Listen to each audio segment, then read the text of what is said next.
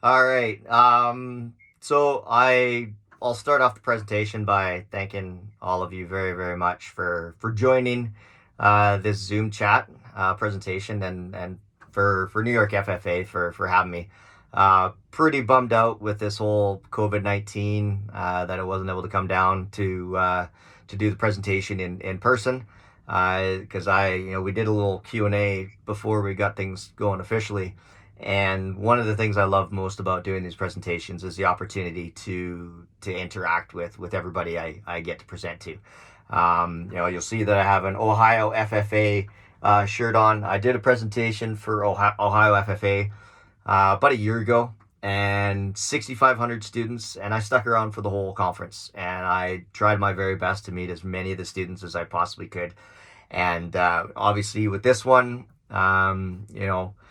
we don't have that face-to-face opportunity, but I definitely want to make sure, whether it be the Q&A after we're done here, or social media, to try and interact as much as possible, and who knows, maybe get down to a New York FFA sometime down the road. As you can see, I'm not a big fan of doing presentations online, just because it seems so impersonal and you're just looking at a tiny little dot on the top of your MacBook. Um, but I was farming, and I thought this would be kind of a cool setting to do the presentation, and then I can show you a little bit of how I operate the tractor. And so yeah, this is a little bit better backdrop. But I'll get more into the tractor in a second. So I'm not from Ohio, and I'm obviously not from New York. I'm from Canada, just outside of Calgary is where I was born and raised, and still do help out on the farm. And just to kind of give you geographically a bit of an idea where that is, we're straight north of Montana, about 3-4 hours north of the border from, say, Kalispell, Montana. And I guess that is a bit of background to start this story. And I had kind of touched on it earlier. I was born missing arms and legs, and there's no real known reason as to why. My mom never took anything or did anything during the pregnancy that she wasn't supposed to.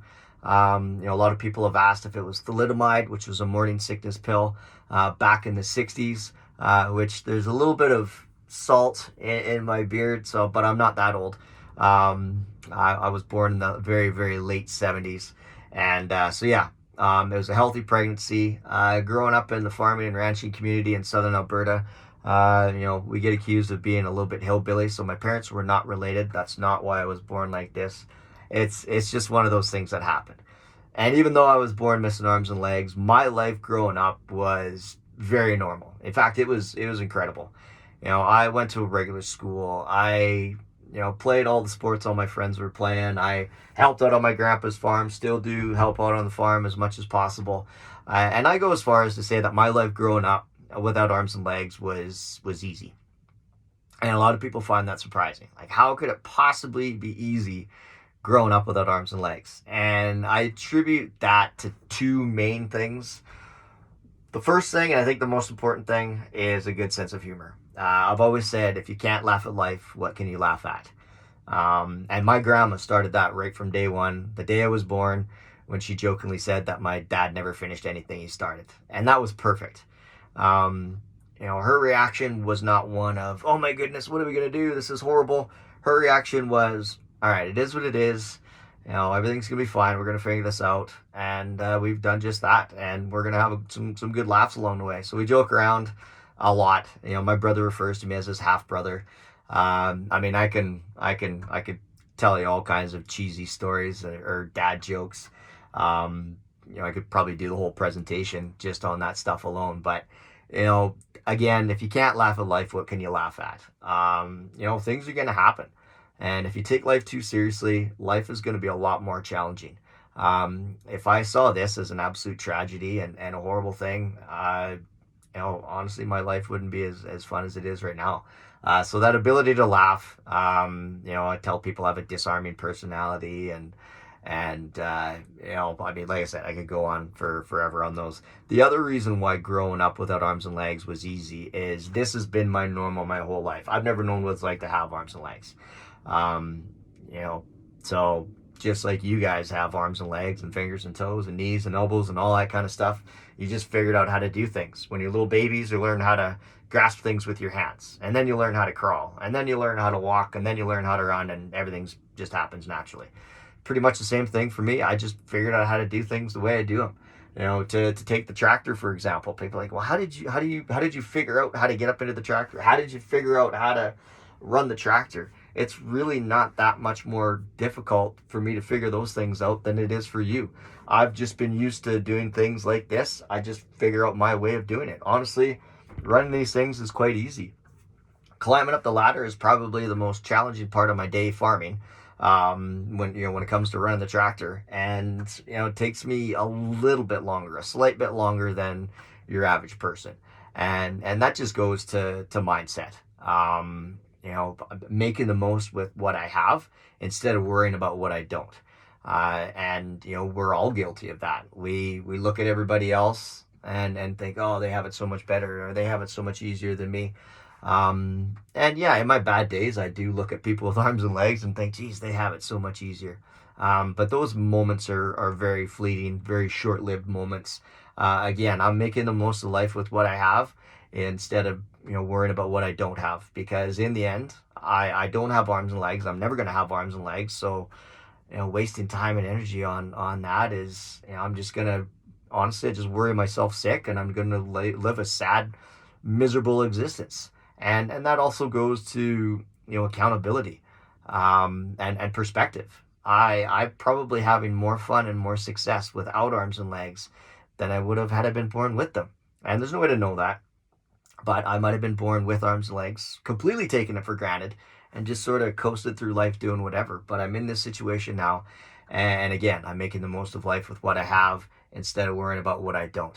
And honestly, if I was mad and bitter at the world because I was born missing arms and legs, that's on me, and that's the accountability I was talking about. And that accountability is on anybody's shoulder and everybody's shoulders. You're gonna have as much fun in life as you choose to, or you're gonna have as miserable a life as you choose to. And that's up to here. One of the kids was asking me earlier, what's one of the most difficult things for me to do? It's things that are up a little bit higher, like a light switch, or the shower head's been moved off to the side. Those kinds of things on my day-to-day are probably the most challenging. But it's when I let the 6 inches of space between the ears get in the way. When I get in my own way, those are the most challenging days. Growing up, that was kind of my life. Growing up was normal, and my life is still pretty normal, other than the fact that I get to be a motivational speaker and travel around the world and share my story. And that is what I spend most of my time doing. That's my main job, and I love it. I absolutely love it. I've done presentations in 5 of the 7 continents, in 17 different, or 13 or 14 different countries. I don't know, and I love it. The opportunity to travel, share my story, make a positive impact on people, and meet some incredible people has been amazing. Back to Ohio FFA, Colson McCoy was the state president, and now he's obviously your national president, and he is an absolutely amazing individual. I got to know him quite well, and his family, and just top-notch people. And honestly, I think that kid's just getting started in what he's going to do in life. And so it was, people like that. I get to meet people like that, and I absolutely love it. Obviously, COVID-19, I would say March 12th was the last presentation I did. And this is, I haven't done a presentation since then.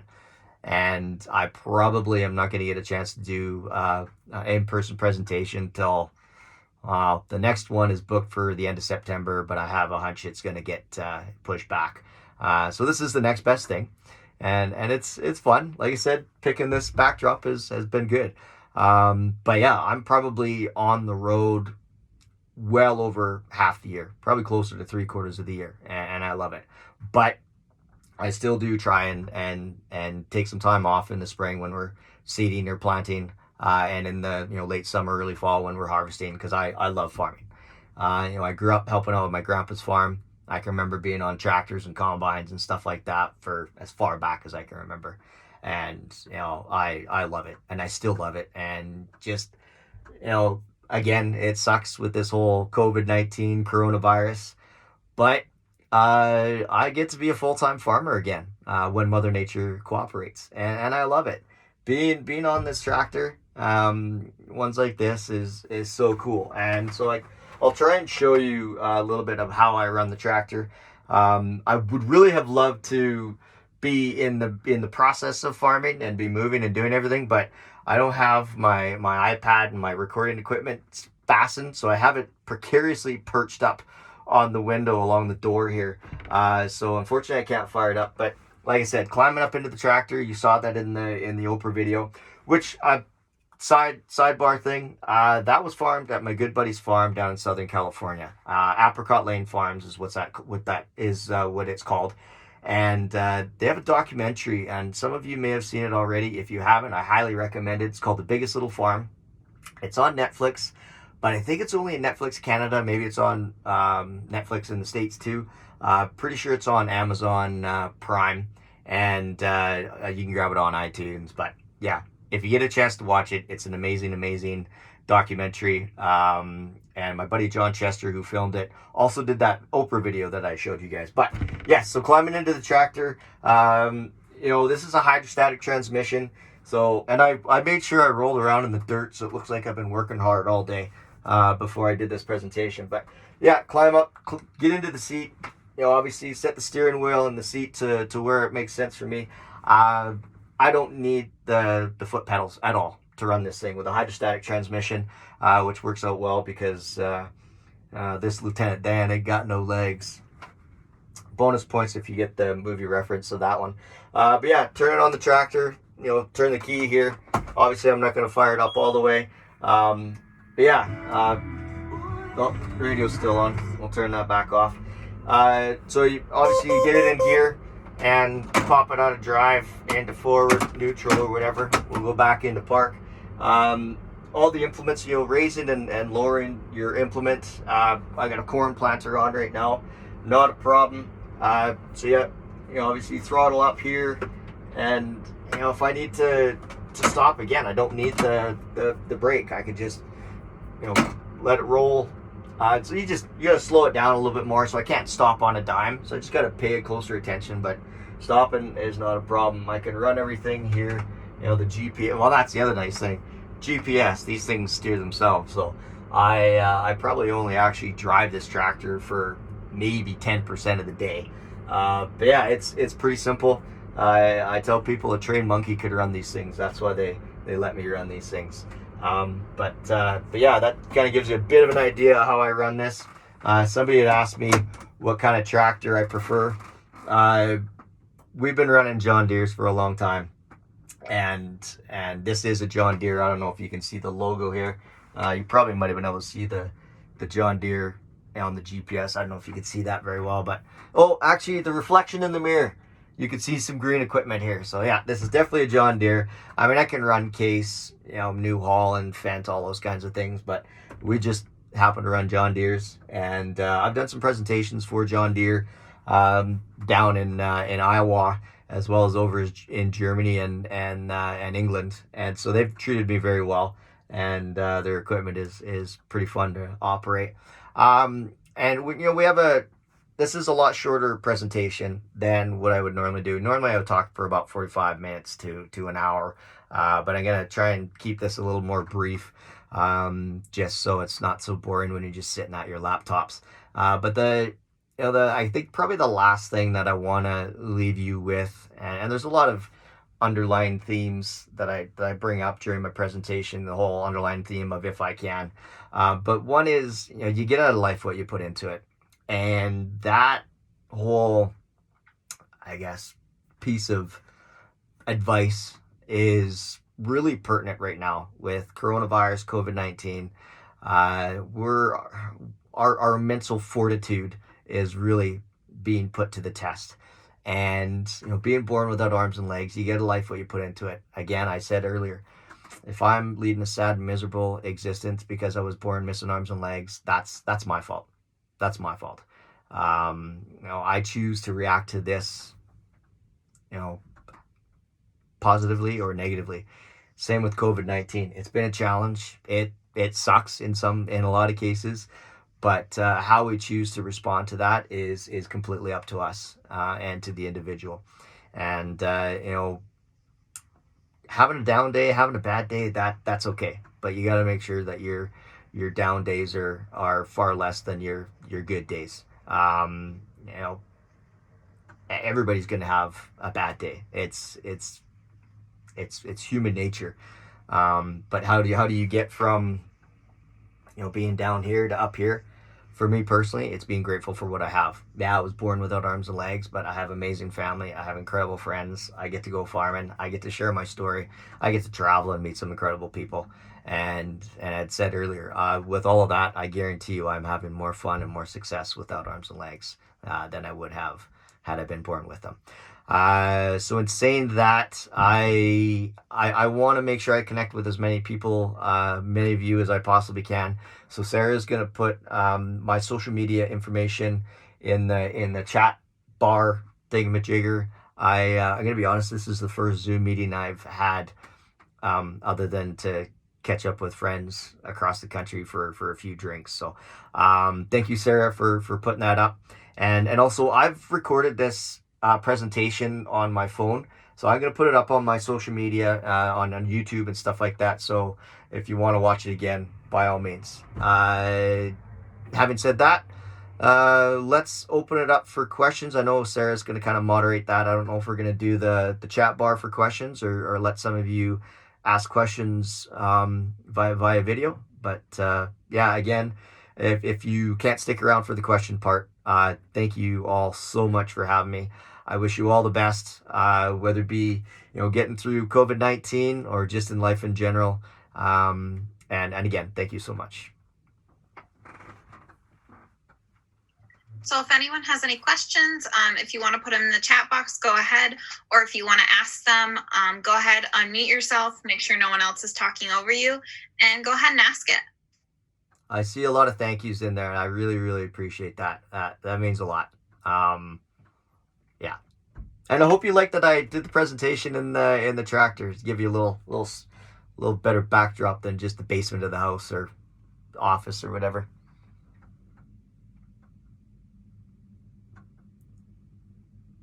We have a question. Have you ever been to the White House and met any of the U.S. presidents? I have not met. I've been to Washington D.C. and I've been by the White House, but I've not been to the White House. I've not met any presidents. I would love to meet the president. I've met our prime minister here in Canada. I met him a couple years ago, and yeah.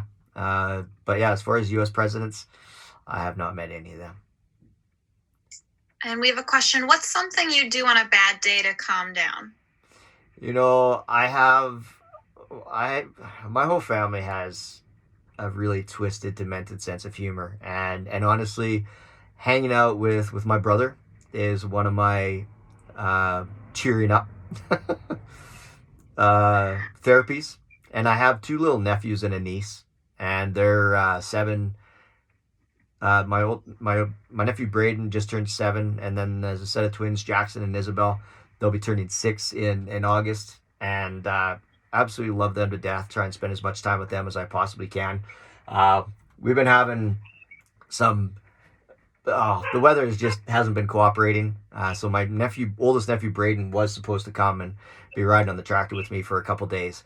So we had to postpone that, but that's so cool. I remember riding around on the tractors and combines with my grandpa, so I have my little nephew here with me is pretty cool when we do get the chance to do that.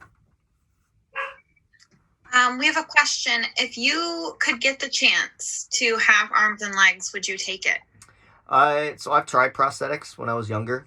Not a big fan of them. I found, especially being a high-level quadruple amputee, it's just a lot of stuff to maneuver, and I've adapted very well to the way I've done things, just like this. I use a longboard to get around from A to B, when I'm not hopping through a field or whatever. But yeah, I mean the prosthetics are really making a lot of headway, and the word I'm looking for is escaping me. The technology is getting better and better. So it really have to be a game changing thing for me because you got to take so much time to learn all that stuff. So it might be something that down the road I look into, but right now I'm managing quite well. How do you think COVID-19 has affected farming overall in the United States or Canada? Yeah, for you have experienced? I mean, obviously, I know here in Canada, one of the meat processing plants has had a pretty significant a couple of them, sorry, has had a pretty significant impact on marketing cattle because they're not taking cattle because they've had to scale right back. So everybody that was supposed to be shipping cattle out in the last little while is going to have to hang on to them a little bit longer. Social distancing, that's really easy when you're on a farm. You hardly see anybody when you're farming, just the few people that you're farming with, and that's about it. And you're so busy, you don't have much time to go hang out with friends or whatever. So, yeah, farmers have been social distancing for a long time.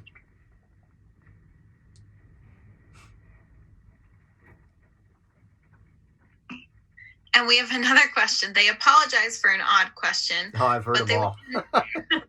They want to know, when you mow, do you prefer zero turns or just normal tractors? Oh. And they also have a comment that longboards are lit. The longboards are lit. And actually I've been pretty lucky. Arbor Skateboards has hooked me up with boards for the last, I don't know, however many years. So I get free boards from them every 6 to 12 months. So that's pretty cool. Zero turns. I love the zero turn. I didn't know the first time I got into zero turn, I wasn't 100% sure if I'd be able to run it, and yeah, it took me about all of 15 seconds to be like, I never want to drive a lawnmower that has a steering wheel ever again. We have a question. What inspires you? What inspires me? Well, I think probably my biggest fear is the thing that inspires me. My biggest fear is the fear of missing out. I guess probably a better way to put it is I'm way more afraid of regret than I am of failure. Failure is not a bad thing. You make a mistake, so what? You flub every once in a while, that's fine. Honestly, if you think back to a point in your life when you failed miserably, you fell down and you didn't think you were going to be able to recover, but you did. You picked yourself up, you got back, you dusted yourself off, and you got back in the game. And you're a stronger, wiser, better person because of it. Regret, I don't want to look back on life saying, I wish I would have done that, or I should have done this. I will look back on life saying, you know what, I went out there, did as many things as I possibly could. Maybe not went the way that I'd hoped, but at least I put myself out there, and at least I tried. Thank you. And what's the number one way that we can make a difference on another person? You know what? You're probably expecting a complex answer, but it's just the simplest things. And, we all have a choice every day in every interaction that we have in life. You can ignore somebody who's walking by. You can bury your face in your phone when you're riding on the subway or on the train or on the plane or on the bus or whatever. But just interact with people, even if it's something as looking up and smiling and nodding. That could change a person's life. You just never know. That person might be going through a horrible, horrible day. And the fact that you just smiled and said hello could be, the thing that makes the biggest difference in their life in that moment. So it's just the little things. But try and live every day with the opportunity of making somebody else's day. And I think if everybody does that, somebody's going to turn around and make your day. So yeah. There's another question that I saw there that I thought was a pretty good one. But I'm becoming fast and furious now, which is awesome. We have, let's see, have you always wanted to run your own farm, or did you want to grow up and be something else? When I was a little kid, I was riding around. I was probably 5 or 6, riding around on the tractor with my grandpa, and I said, "Grandpa, when you die, can I have all this equipment?" I didn't get all the equipment, and I didn't get all the land. So my uncle and my cousins, they're running it right now, and unfortunately, there wasn't enough work to keep my brother and I busy. So we help out on our close family, friends, neighbors, farms, and it works. But I'm on the road so much doing presentations, except for over the last 3 months.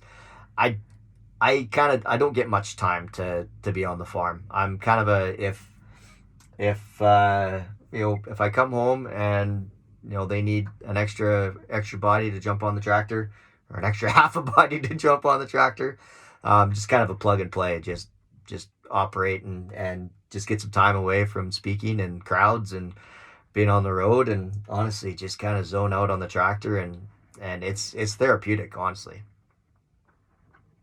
And someone else wants to know if you work with any animals besides cows. My brother's a big horse person, and he's builds saddles. So and it's been a long process, but we're working on a custom saddle. He got married about year and a half ago, 2 years ago almost now, I think. And it was a very Western wedding. We rode in on horseback, so that was sort of the latest version of the saddle. But it's a work in progress. And as far as like pigs and sheep and stuff like that, not a whole lot. I would love to have a more diverse biodynamic farm like my buddy John does down in California. But again, the time, maybe if the speaking slows down, I can look into that. But yeah, one of the questions, have I ever shown cattle, and another one was I ever in 4-H? And yes to both of that. I was in 4-H, and honestly, 4-H, FFA, all those organizations are absolutely incredible. It's churning out some amazing leaders. I had mentioned Colson McCoy earlier.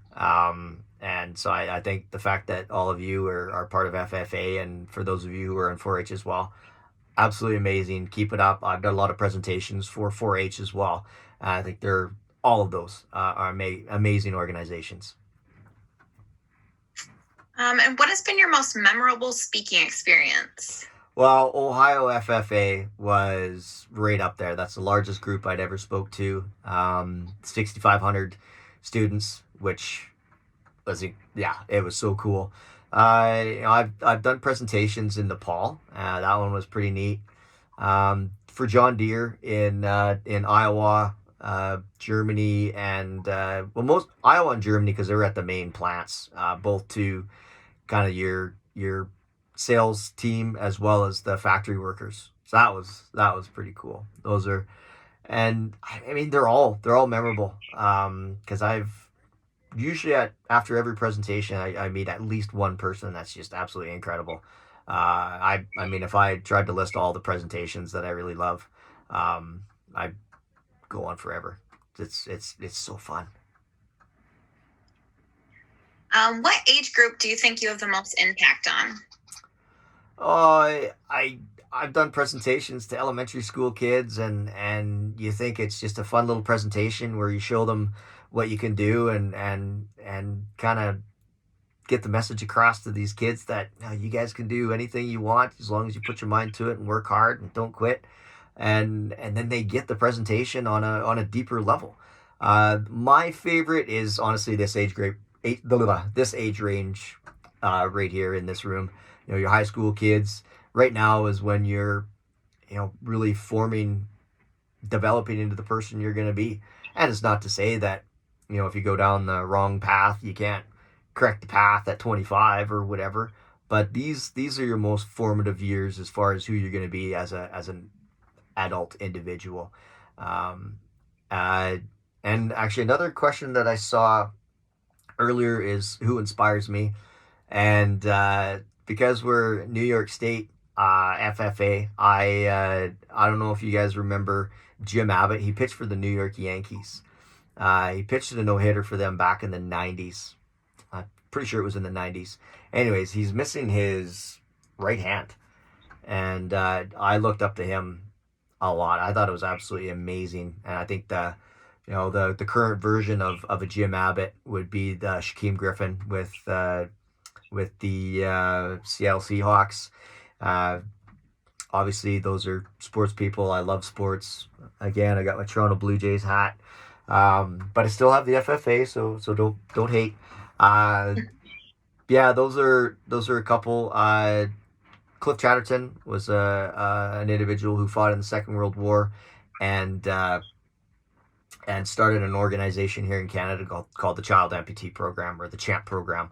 And he was, an incredible individual. Basically, after he lost his leg, he dedicated his life to making the lives of other people, mainly child amputees in Canada, better. And I think that's pretty commendable, and something that I'm trying to do myself. Do everything I can to make the lives of other people better, even if it's something simple as sharing my story or taking the time to say hello and chat for a bit. Kind of going along with what you're just speaking about, someone asked who your favorite historical figure is. Favorite historical figure. Jeez. I mean, people like Martin Luther King, Gandhi, those types of people. Those are the easy ones. That just made a huge impact on right around the world, not just in the States or not just in India. Just historical figures that have made such a huge impact. I was trying to think. I'm a huge history geek. Right now, I'm reading Bill Bryson's The Brief History of Everything, and I mean, I love history, and to understand where you're going, you got to see where you're coming from, or where you've been. Sorry, where you've came from. So as far as specific people, right off the top of my head, I'm. I guess Jim Abbott is a pretty historical figure. Yeah. Great. And we have a question. Have you ever met any celebrities? Yeah, I've been lucky enough to meet a few celebrities. A good buddy of mine is Justin Baldoni. For any of you who are fans of Jane the Virgin, he plays Raphael, and he and I are actually working on a travel show concept. We filmed a pilot for it, and I mean, if it gets picked up, great. If it doesn't, who we'll see. If it doesn't, that's fine. We had fun making it, but yeah. So I've been on the set of Jane the Virgin and met all the cast of that. I think I was there the one day when Britney Spears was a guest star. I've met our Prime Minister here in Canada, Justin Trudeau. I had a chance a couple times to sit down and visit, and got to know her pretty well. But Jane Goodall, and quite a few hockey players. Being Canadian, love our hockey. And actually, I've been doing these Instagram lives since we have a lot more time on our hands, just with some of the neat people that I've had the opportunity to make that are out there doing amazing things. So trying to convince Justin in his busy schedule to join me on one of those. That's awesome. Someone says Jane the Virgin is her favorite. So. I saw that. And Justin, if you follow Justin on social media, he is legitimately as kind and genuine as he comes across on social media. He's a top-notch guy. I saw the one question, do I modify my house? If you came into my place, you would not think that there's somebody who has a disability or an amputation in there. It's a regular house, nothing modified, same as a tractor. I don't do anything. Some tractors, it's a little harder to get the door open. So I'm farming with my friend Little Bob. He farmed with me in the other farm that I farm at. He's got his own place now, and he's Little Bob because my brother is Bob, but he's just regular sized Bob. So my brother's Bob, and then we got Little Bob. They're actually filling the corn planter as we speak, as I sit here doing nothing. So I think that's the passive aggressive way for them to say we got to get going here. But no, I'm just kidding. We got a few minutes. But I'm pretty lucky. I don't need to make any major modifications. And I'm also a big believer in, and it's not that I have any qualms against people who who do have their places modified to make it easier, because when you're at home, you want to make life as easy as possible. But I've also found that if you go overboard, then you're only used to doing things at home, and so I might have all this equipment and adaptive things that I have to carry around me when I travel. And when I travel on my own. I don't have somebody traveling with me, lugging my bags or whatever. I am a solo traveler, whether it's for work or for pleasure, and taking care of things on my own. So if I'm used to just adapting to my surroundings, then the world is accessible to me, or I'm accessible to the world. And I love traveling to places like Cambodia or Nepal or Guatemala that aren't accessible. And I'm very fortunate that I can get anywhere. It might be a little bit harder to get upstairs. Elevators or ramps or escalators are easier, but it's definitely not a roadblock. Great. And someone said, how did you cope through school, more specifically high school? I grew up in a small town. My hometown, 1,500 people. My graduating class was 25 and a half kids. Extra points if you get that joke. And so everybody knew everybody. So there really wasn't any coping per se.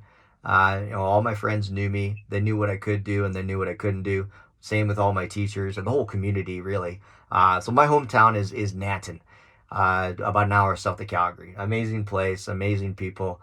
And it takes a village, that saying that everybody's heard. And I was very fortunate to grow up in a community like that, and I didn't deal with bullying or anything like that. And even after I moved away from Nanton, the very one-off instance where somebody said something rude or ignorant or inappropriate, I choose to just ignore it. I'm not going to waste my time and energy on one person saying something stupid, when there's been literally thousands of people that have been absolutely incredible. Great. And we have a question. What are your plans for the future? What do you plan on doing? Well, I'm really looking forward to when we get through this whole COVID-19 and world gets back to, and life gets back to normal, or whatever the normal is going to be. But I want to keep farming, obviously. If the opportunity where speaking slows down comes up and I can maybe farm my own land, or my brother and I could get some land, that'd be great. But I just want to continue doing these presentations. I absolutely love it. So I'm on the path that I really want to be on, and just keep moving forward with it.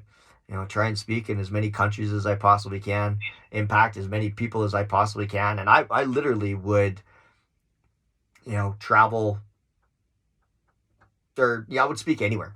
And I've said this: if somebody saw value in me doing a presentation in Afghanistan or Syria or North Korea or something, if somebody saw value in me doing that, I wouldn't hesitate for a second, because I would love to make an impact on as many people, as big an impact on as many people as I possibly can.